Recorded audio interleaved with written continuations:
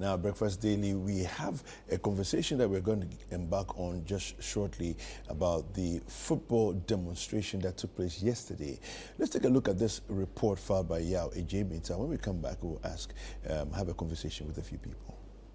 Conveners of the Save Ghana Football demonstration and Ghana football sympathizers commenced the highly anticipated protest at the Obra Sport and walked through part of Accra before converging at the Independence Square. En route to the square, protesters were prevented from moving to the premises of the Ministry of Youth and Sports, sparking heated discussions between members of the protest and the Ghana Police Service. Speaking to the gathering, a convener of the demonstration, Sadiq Adams, listed items they won't change to save Ghana football. Number one on our petition, we want the President of Ghana and the Parliament to institute an investigation into the World Cup 2022 Qatar. $100,000 appearance fee and kickbacks and the budget that was sent. We know a lot of infractions in there. AFCON 2023. We want the budget and the World Cup to be investigated. Those who took $100,000 must return the money into the coffers of football. We want the World Cup and the AFCON to be investigated. Number two, we want accountability. We want accountability. The Ghana FA is holding the national team on behalf of us. When they get sponsorship, they must make sure not only 127 people, every Ghanaian should know what they get. Every Ghanaian should know what they get with our national team. And we want accountability of our World Cup and AFCON sponsors. Number three, Abai, we want you to dissolve the management committee.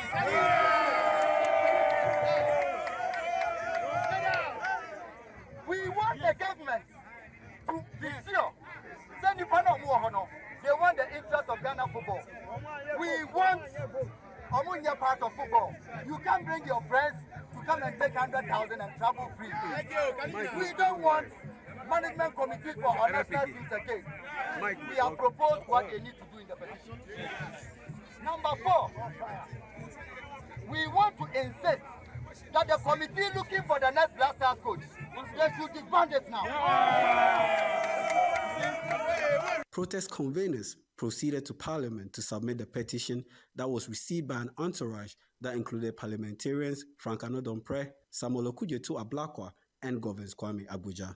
So the arrangement is that we'll receive the petition for and on behalf of the Speaker of Parliament. And then, coincidentally, myself and the Whip has planned that today, the Minister of Youth and Sports is in the chamber and he's delivering a statement on AFCON. So you are also going to be admitted into the public gallery, and then you will listen to the debate and the flow. So we'll make sure this goes to the Speaker and not just presented it to the Speaker. There are other consequential actions that we are going to take, and we'll communicate duly. So let's not belabor the point.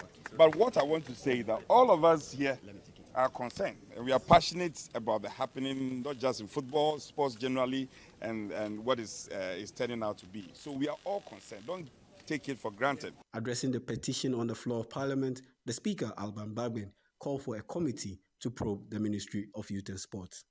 From the petitioners to the Committee on Youth and Sports as a lead document, and together with the statement made by the Minister for Youth and Sports and what will be presented by the ranking member as the referral documents for a deeper consideration and interrogation of this matter as part of the national dialogue to come out with a better program for us to support football in our country so that we can recapture the lost glory. And as I stated earlier on, so that the black can shine brightest. The speeches have been made, frustrations have been expressed, and a petition has been handed to the seat of Parliament. But what happens next will determine whether football in Ghana is indeed savable.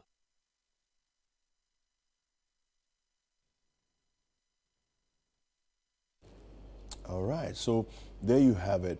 The demonstration appears to have gone very well. No unfortunate incidents happening there, and they were able to present their petition to members of parliament.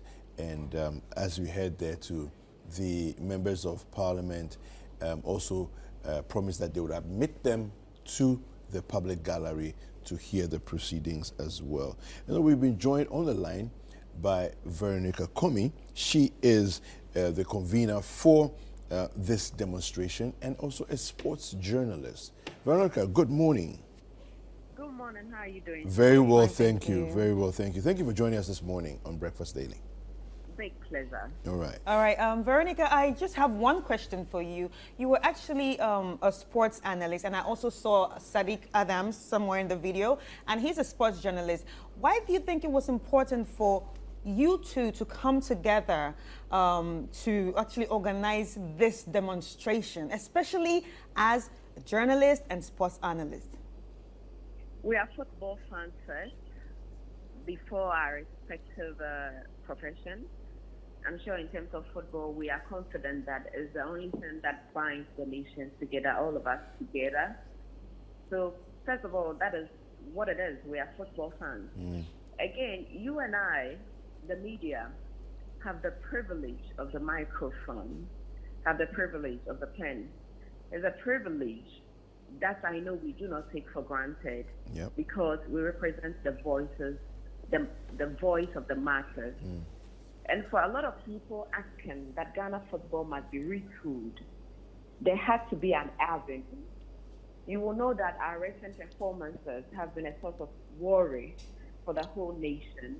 And we thought, as we listen to people, as we put ourselves in their shoes, feeling the same disappointment and everything, it was important to have a rallying point. As journalists, we have spoken, we have written, we have said a lot of things in the past about why our football needs to change. The fact that the last 42 years we haven't won AFCON, and this problem is beyond just the current administration. And the fact that we need a national policy to address some of the problems that we see. So as long as we have the privilege to speak, to represent the masses and all, we thought that it is important that we rally people around so that our voices are heard as one. That is one thing that I would say encourage those of us conveners, mostly all of us are journalists, to, take this step. Yeah. Did you find that at the end of the day, what you were hoping to achieve was achieved? Yes, we call it largely successful. I know there were a few times that people were quite frustrated because per the agreement with the police, we were supposed to utilize a certain particular route. Yeah. In the end, it changed mid-walk. We were supposed to have a stop at the Ghana Football Association, the ministry, parliament, and present our petitions. It was only the presidency that we were not supposed to go with a group. But all of this, and it frustrated people. Yeah. But it was a working day, Valentine's Day. People spent time together in days like that. But we were able to gather over 3,000 plus people, the young and the old, men and women. It showed that the passion of the nation maybe sometimes is a little underestimated in terms of the effect it has on people. So to be able to get people to work with us, to push one message that we should change a few things with Ghana football for us was a huge process. One turning point for us was when we were prevented from going to Parliament, and in the end, Parliament asked, because we had done engagement, and we were expecting us coming. Even when the leadership were at the chamber listening to the minister's budget or reports from AFCON and the House debating on it, the people that marched with us marched all the way, stay out there singing and chanting until we came. Because the reason I think that as a nation, as a people, we should take this quite seriously.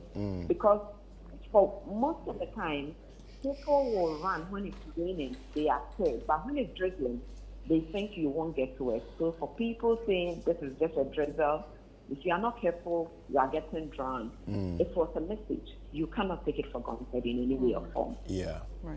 Fantastic. Thank you very much, Veronica. Unfortunately, we can't delve further into the conversation, but we hope to be able to talk to you at another time on what you hope would happen next beyond this point. But thank you very much for joining us this morning. Big pleasure and have a good day. All right, Thank you, have a good day Veronica. too. All right, so that was Veronica Komi. She is a sports journalist and one of the conveners of the Save Ghana football demonstration that took place.